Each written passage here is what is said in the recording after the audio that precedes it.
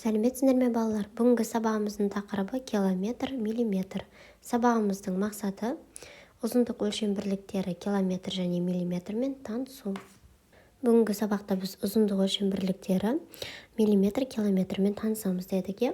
Мысалы, менде мында сызғыш бар. Сызғышта көрсетіліп тұр. Міне, бізде сызғышымыз нөлден басталады. Осы нөлмен мына бірдің арасында осындай сызықшалар бар. Ол әр мына таяқша, сызықша, яғни 1 миллиметрді білдіреді. Ал нөлден 1-ге дейін міне ол 1 сантиметр, яғни арасында, осының арасында 10 миллиметр бар. 1 сантиметрім 10 миллиметрға тең болып көріп тұрмыз. Арасында 10 осындай бір таяқша. Әрбір таяқша ол 1 миллиметрді білдіреді. Енді 0-дан 10 сантиметрге дейін ол 1 дециметр екенін білеміз. Ұзындық өлшем бірліктерін айтатын болсақ, километр. Біз оны қысқартып км деп жазамыз. Одан кейін метр. Оны жай ғана м дейміз. Одан кейін сантиметр. Оны біз см деп қысқартамыз. Және сантиметрден кейін ең кіші миллиметр. Оны 2м әрпімен белгілейді екенбіз. Нөмірі 3-ші мысал көрсетілген өлшем бірліктеріне өрнекте. Және біз айттық, 1 сантиметрде 10 миллиметр бар. 2 дециметр 1 сантиметр, ол неше сантиметр болады? 2 дециметрім, яғни 1 дециметрім 10 сантиметр болса, демек 2 дециметрім ол 20, жанына тағы 1 сантиметр бар, сонда 21 сантиметр бұл жерде. Келесі 690 сантиметр. Мысалы, 690 сантиметрді разрядты қосылғыштарға жіктейтін болсақ, бұл жерде бізде 600 қосылған 90. Енді осыны бізге бірінші немеге айналдыру керек? Дециметрге. Яғни, қалай айналдырамыз? Бұл дегенім 69 дециметр деген сөз. 600 дегеніміз ол мына жерде көрсетілгендей. Яғни 100 сантиметрім ол 10 дециметрге тең. Яғни міне 100 сантиметр ол 10 дециметрге тең. Демек 600 сантиметр дегеніміз ол бізде 60 дециметр деген сөз. Және бізде 9 бар, сонда 69 дециметр болады. Енді метр және дециметрге айналдыру керек. 600 дегеніміз қараймыз, 1 метрде 100 сантиметр бар. 100 сантиметр, ал 100 сантиметр дегеніміз 10 дециметр дедік. Демек 600 сантиметріміз ол бізде 6 метр болады. Сонда 6 метр, ал 90 ол бізде 9 дециметр болады. 658 сантиметр. Жаңағыдей, разрядты қосылғыштар бізде 600-дік, 5 ондық, 8 бірлік бар. 600-дік болса, демек 6 метр, 5 дециметр және 8 сантиметр. 40 сантиметр, ол дегенім неше миллиметр? 10 сантиметріміз 100 миллиметрге тең дейді. Яғни 10 сантиметр ол бізде 100 миллиметр. Демек 40 сантиметріміз ол қанша? 400 миллиметр деген сөз. Келесі 210 сантиметр. 210 сантиметрді дециметрге бірінші айналдырып аламыз. Жаңағыдей, 210 дегеніміз ол 200 және 10 сандарынан тұрады. 200 дегеніміз ол бізде 20 дециметр. Және 10 дециметр, ол 10 сантиметр, ол 1 дециметр. Демек, бұл жерде 21 дециметр деген сөз. Енді метр мен дециметр айналдыратын болсақ, 200 дегеніміз, 2 метр және 1 дециметр. Сонда 2 метр, 1 дециметр деп жазамыз. 8 миллиметр. Оны сантиметр және миллиметрге айналдыру керек. 1 сантиметрің ол бізде 10 миллиметр болса, демек 78 деген ол 70 қосылған 8, демек 70 дегеніміз ол 7 сантиметр. Егерде біз миллиметр деп алатын болсақ, және қосылған 8 миллиметр. Сонда жазамыз 7 сантиметр, 8 миллиметр. 546 миллиметр. Оны дециметр, сантиметр, миллиметрге айналдырамыз. Ал 546 дегеніміз ол 540 және 6 сандарының қосындысы, яғни разрядты қосылғыштарға жіктейтін болсақ. Енді 500 миллиметр, яғни ол бізде 1 дециметр, ол 100 миллиметр дедік, және демек 500 ол бізде 5 дециметр деген сөз. Келесі 40. 40-ты бізге сантиметрмен жазу керек. Сонда 40 миллиметр, ол дегенің 4 сантиметр деген сөз. Өйткені 1 сантиметр ол 10 миллиметрге тең. Сондықтан біз 40 миллиметрді 10-ға бөлеміз. Сонда бізде 4 шығады. Сонда 4 сантиметр дейміз, және 6 миллиметр. Нөмірі 5-ші тапсырма: тік бұрышты үшбұрыштың ауданын тап. Бірінші біз мына транспортир деген сызғыш бар. Осы транспортирдің көмегі арқылы біз тік бұрышты үшбұрыштарды анықтай аламыз. Немесе үшбұрышты сызғыш бар болса, соны қойып тексере аламыз. Енді үшбұрыштың ауданын қалай табамыз? Үшбұрыштың ауданын табу үшін біз үшбұрышты не істейміз? Тік төртбұрышқа дейін толтырып аламыз, толтырып аламыз да қабырғаларын көбейтіп, оны 2-ге бөлеміз,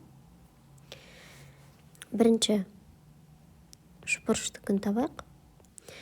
2 мен 4-тің көбейтіндісі 8. 8-ді 2-ге бөлсек 4. 4 сантиметр квадрат болады. Келесі аудан дәл осылай табамыз. Яғни 10-ды 5-ге көбейтіп 2-ге бөлеміз. 10-ды 5-ге өтсек 50, 50-ді 2-ге бөлсек 25 сантиметр квадрат. Табақ жаңағы үшбұрыштың не істейміз? 8-ді 10-ға көбейтеміз де 2-ге бөлеміз. 8 пен 10-ның көбейтіндісі 80, 80-ді 2-ге бөлсек 40 сантиметр квадрат. Үшіншінікінді, төртіншіні, соңғыныкінді дәл солай табамыз. 4 көбейтілген 8 бөлінген 2. 4 пен 8-ның көбейтіндісі 32, 32-ні 2-ге бөлсек 16 сантиметр квадрат болады. Нөмірі 7-ші мысал: есепте. Бірінші жақшаның ішін орындаймыз. 325-ке 25-ті қоссақ 350 болады. 400-ден 350-ді азайтсақ қанша болады? 50. Келесі 89-ға 111-ді қосатын болсақ 200 шығады. 200-ге 152-ні қоссақ 352 шығады. Келесі жақшаның ішін бірінші орындаймыз. 256-ға 257-ні қосамыз. 513 болады. 513-ден 33-ті азайтсақ 513-ден 33-ті азайтсақ 480. Келесі 9 қосылған 211 тең болады 320. Яғни мұнда 9 бен 1 қосындысы толық ондықты толтырып отыр, е? Яғни 11-ге 9-ды қосып отырмыз ғой. Сөйді 20. Сонда 1-ге 2-ні қоссақ 320. Енді 569-ға 320-ны қосамыз. Сонда қанша болады? 889. Келесі. 652-ден азайтамыз 526-ны. Тең болады 126. Оны 1-ге көйтеміз, яғни кез келген санды 1-ге көйтсек, сол санның өзі шығады, яғни жауабы 126 болады. Мұнда есептеп керек жоқ, өйткені мына жақшаның ішіндегі санды, яғни кез келген санды 0-ге көйтетін болсақ, 0 шығады. Келесі 401, ал азайтылған 399. 2 болады, 2-ні 2-ге көйтсек, 4, яғни жақшаның ішінде 2. 358-ге 42-ні қосайық. 8 бен 2 қосылған кезде толық 10-дық шығады, яғни 0 деп жазамыз. 10 шығады, 0-ін жазамыз. Бір ойда 5-ке 4-ті қоссақ 9, ойымдағымен 10. 0-ін жазам бір ойда. Мұнда енді 3 емес, ойымдағымен 4 болады. 400. Сонда 500-ден 400-ді азайтсақ 100 болады. Келесі. 2-ні 3-ке көбейтем 6. 6-ға 5-ті қосам 11. Енді не істейм? Мысалы 1000 алынған 11 дейік. Мұнда 10, 9, 9, 10-дан 1-ді алам 9, 9-дан 1-ді азайтам 8.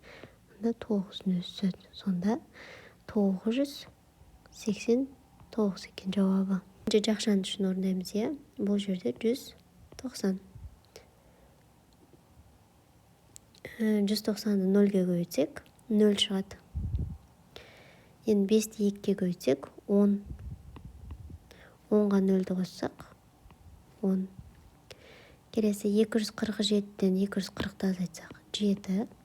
7-ні 7-ге бөлсек, 1 шығады. 1-ге 999-ді қоссақ, 1000 шығады. 101-ден 100-ді азайтсақ, 1. 2-ні 1-ге көйтсек, 2.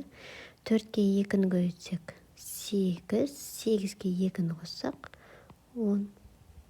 Нөмірі 8-ші мысал есептерді шығар. Кесіндінің 5-тен 1 бөлігі 8 мм-ге тең, кесіндінің барлық ұзындығы нешеге тең дейді. Яғни мысалы кесінді сызатын болсақ, мысалы дейік. Оның 5-тен 1 бөлігі,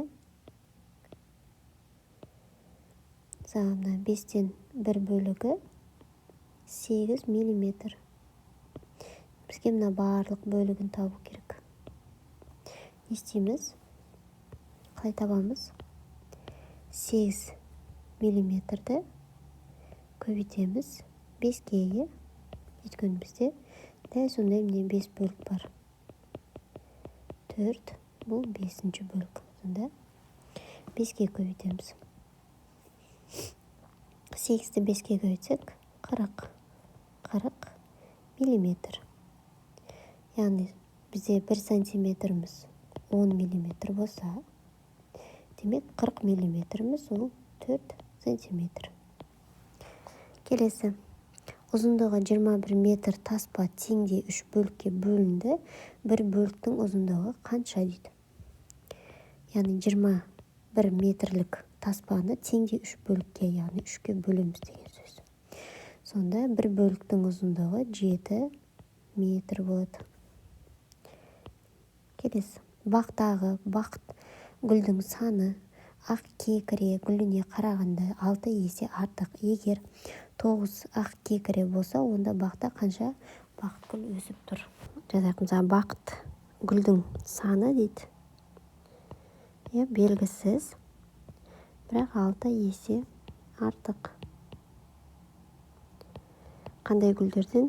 Ақ кекіре гүлінен, ал ақ кекіре гүлінің саны 9 болса, сонда бізге қанша бақыт гүл өсіп тұр дейді. яғни 6 есе артық болатын болса, не істейміз? 9-ты 6-ға көбейтеміз. Тең болады 54. Сонда 54 Бақытгүл өсіп тұр екен. Лысын қарастырайық. Бақта 28 түп қарақат, 4 түп таңқурай өсіп тұр. Қарақатқа қарағанда таңқурай бұтасы неше есе кем? Яғни қарақат бізде 28 түп, ал таңқурай 4 түп. Енді бізде не сұрайды? Неше есе кем? Есепте неше есе артық, неше есе кем екенін табу керек болса, біз не істейміз? Үлкен санды кіші санға бөлеміз дегенбіз. Сонда 28-ті 4-ке бөлеміз. Тең болады 7. Сонда қарақатқа қарағанда таңқурай бұтасы 7 есе кем екен. Нөмірі 9-шы мысал, кесте бойынша өрнектер құрастырып жаз. Олардың мәнін тап. Яғни қосылғыш қосындының мәні, яғни бізге мынандай өрнек құрастыру керек. Бұл жерде азайғыш, яғни айырма құрастыру керек. Яғни деген өрнектер құрастыру керек. Бірінші қосылғышымыз бізде 700 қосылған 30, екінші қосылғышымыз 60. 700-ге 30 қоссақ 730, 730-ға 60-ты қоссақ 790. Келесі 500, бұл бірінші қосылғыш, қосылған, бұл екінші қосылғыш. 600-ді 0-ге өтсек 0 болады, жауабы 500. Келесі 200 көбейтілген 1, бұл бірінші қосылғыш. Қосу 360 алынған 80, бұл екінші қосылғыш. Бұл жерде 200 шығады. 360-тан 80-ді азайтсақ 280. 200-ге 280 қоссақ 480. Және соңғысы бірінші қосылғыш 100. 192 алынған 6, қосылған 250. 192-ден 6-ны азайтсақ 186 болады. 186-ға 250-ді қосатын болсақ